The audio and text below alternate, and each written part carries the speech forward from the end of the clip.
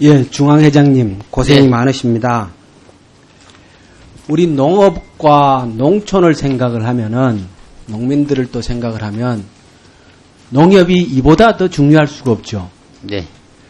그런데 농협을 가만히 들여다보면 참 속이 답답합니다.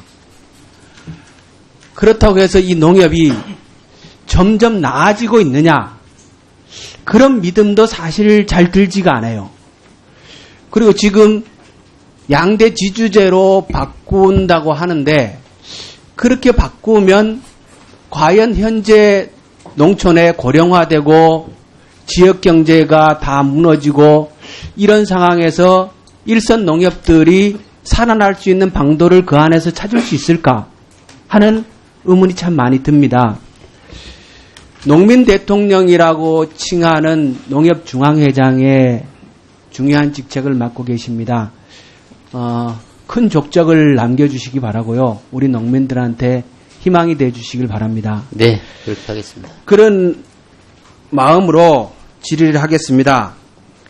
지난 1년 동안 농협중앙회에서 직원이 3,200명 정도가 되는데 1년 동안 법인카드 사용한 금액이 638억 원입니다. 1년 동안. 1인당 1년에 법인카드를 2천만 원 사용했습니다.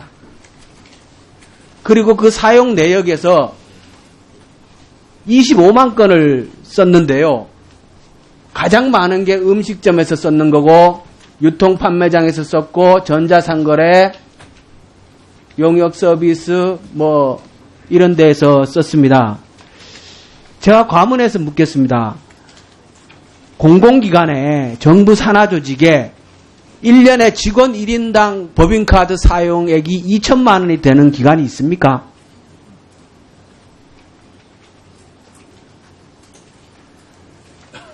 법인카드 관련해서는 우리 전무이사로 하여금.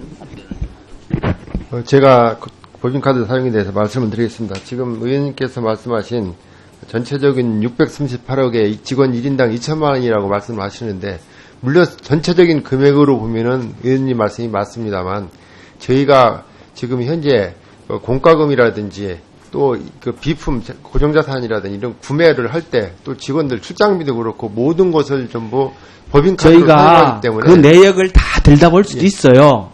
근데 금액이 너무 커요. 수협중앙회에서는 직원이 2,800명입니다. 근데 1년에 83억을 썼어요. 비교가 되지 않습니까? 어느 정도 많아야 말이죠. 어느 정도. 그리고 638억이라는 돈이 굉장히 큰 돈이지 않습니까? 이게 2015년도에 농협 명칭 사용료로 받은 3,500억의 18.3%에 해당되는 금액입니다. 이 부분을 농협이 방만하게 경영되고 있다는 지적을 많이 받지 않습니까? 그죠? 이거 들여다보면은 그 내용을 전혀 부정하지 못할 거예요. 그러니까 이 부분에 대한 내부의 조치가 좀 있고 시정이 있어야 된다고 생각을 합니다. 그리고 제가 다음 농협 산하의 농심보라고 있죠. 그죠? 예, 농심보 있습니다. 예, 농심보라고 있죠. 농심보의 정규직 평균 급여가 1억 1,300만 원입니다. 농심보는 우리 농민들이 대출을 내려 그러면 농협 이자도 꼬박꼬박 갚아야 되지만 농심보에도 또 가서 돈을 꼬박꼬박 내야 되는 기관입니다. 그런데 정규직 평균 급여가 1억이 넘어요. 그러면 이와 비슷한 일을 하는 다른 기관도 그런가? 아닙니다. 기술보증료나 신용보증 이런 데보다도 저 보면은 3천만 원 정도가 농협 농심보의 급여가 더 많아요. 거기다가 성과급도 다른 데하고 비교가 되지 않을 정도로 많아요. 그래서 금융위원회에서 지적받았죠. 예, 이 농심보의 급여는 현재 이제 저희가 국고에서 일부 이제 지원을 해주고 있습니다. 그런데 농심보 직원들 구성을 보면은 저희 농협에서 제일 고참 직원이 많이 있습니다. 고참 직원이 많기 때문에 똑같은 인원에 비해서는 고참 급여가 상당히 좀 높은 걸로 나타나고 있습니다. 그래서 털어놓으시네. 의원님께서 농협에서 잘 근무하시다가 퇴직할 때 되면은 농심보로 가갖고 더 높은 급여 받으시고 뭐 그런 이게요. 서울 지하철에만 마피아가 있는 게 아닙니다. 하여튼 앞으로 농심부는 저희가 그 지사무소도 지금 축소를 하고 직원들도 그 교체를 많이 집행 해서 간부의 2015년도 기준 연봉 간부 농심보의 간부 연봉 3억 3,400만. 기술신보나 이런 다른 데 신보의 간부들보다도 1억 정도가 더 많아요. 농협이 방만하게 운영하고 있다는 얘기를 부정할 수 있겠습니까? 하여튼 타 신보 신용 보증에 비해서 저희가 그 농심보가 많다는 것은 저희가 인정을 하고 있습니다. 그래서 그런 문제점을 저희가 이번에 알아가지고 이번에 아셨어요? 예, 금년 하반기에 그 대규모로 그 조직도 그 슬림화를 하고 또 비용도 줄이도록 노력을 하겠습니다. 농협 산하기관의 많은 간부들이 농협에서 오랫동안 근무를 하시다가 임원직으로 옮겨갑니다. 그러고서 고액 연봉을 받으십니다. 답변 하나 해보세요. 이게 어떻게 이해해야 되는 겁니까? 지금 저기 농심보도 저희가 그 전국 그 은행 금융노련 산하로 되어 있습니다. 그래서 실제 금융기관하고 이게 같이 급여를 적용을 하다 보니까 그런 문제가 생기고 있습니다. 그래서 저희도 그런 문제점이 있기 때문에 제가 다른 앞으로 얘기할게요. 전국 농협 비정규직 못 받은 돈 815억이 넘는다.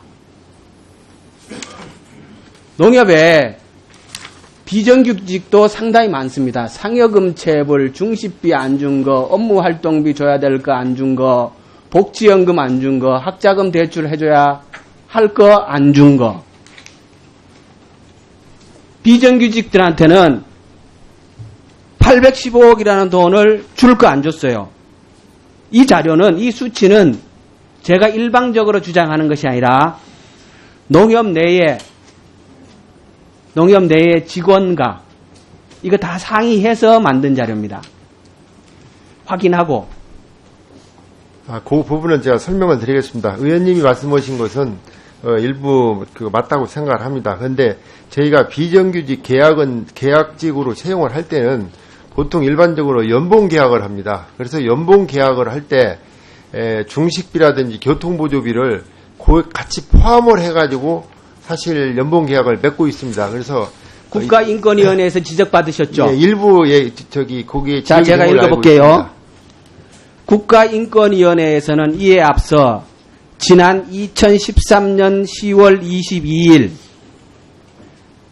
인권위원회의 규정을 얘기하면서 업무직에게 중식비, 업무활동 보조비, 복지연금, 자녀학자금을 지급하지 않는 것은 국가인권위원회법 제2조 제3호가 정한 고용상의 차별행위에 해당되므로 규정을 개정해서 농협 업무직 직원들에게 복리후생비를 지급하고 고용차별행위를 시정하라고 해당 지역 농협에 요구했다. 국가인권위원회도 2013년도에 이미 지적을 받았어요. 맞죠? 예, 맞습니다. 그런데 왜 안 해요? 그 부분은 그래서 앞으로 저희가 계약직을 채용할 때 연봉 계약에서 중식비라든지 또 교통보조비는 별도로 구분해서 중식비는 줄 거고 또 뭐 다른 건 안 줄 거예요? 일단 그리고 또 안 준 건 줘야 될 거 아니에요? 복지연금이라든지 학자금은 사실 장기 근속 직원에 대해서 지원해주는 성격이 강합니다. 계약직은 2년인데 농협의 경영이 매우 어렵고 긴축을 해야 되고 여러 가지 이유 때문에 돈이 없어서 못 주겠다 이렇게 말씀을 하신다면은 아까 제가 앞에 두 개 했던 얘기는 영 엉터리가 되잖아요. 하여튼 그 부분에 대해서는 일선 지역 농축협에서 그런 현상이 있습니다. 저희가 알았기 때문에 거기에 대해서는 앞으로 지도를 해서 개선되도록 하겠습니다. 농협이 열심히 일해가지고 우리 농민들에게 정말 도움이 되는 조직이 돼야 된다. 예, 마무리하십시오. 농민들을 위해서 정말 열심히 일하는 조직이 돼야 된다고 생각을 합니다. 그렇지만 농협에서 일하는 우리 비정규직 노동자들, 특히 지역 농협에서 빠듯하게 일하는 그분들 다 우리 농민조합원의 가족이에요. 부인들이고 그분들에게도 인간적인 대우를 해야 되고 마땅히 지급해야 할 금액 지급해야 되고 그렇게 하면서 함께 살아나가는 구조를 농협이 앞장서서 만들어야 된다고 생각합니다. 농협이 일선 조합의 지역협동조합의 직원을 챙기지 못하면서 어떻게 국민들을 상대하고 그렇게 하겠어요? 답변 한번 해보십시오. 예, 앞으로 지금 의원님께서 지적하신 부분에 대해서는 저희가 농축협에 철저히 현지 확인하고 해서 시정되도록 조치를 하겠습니다.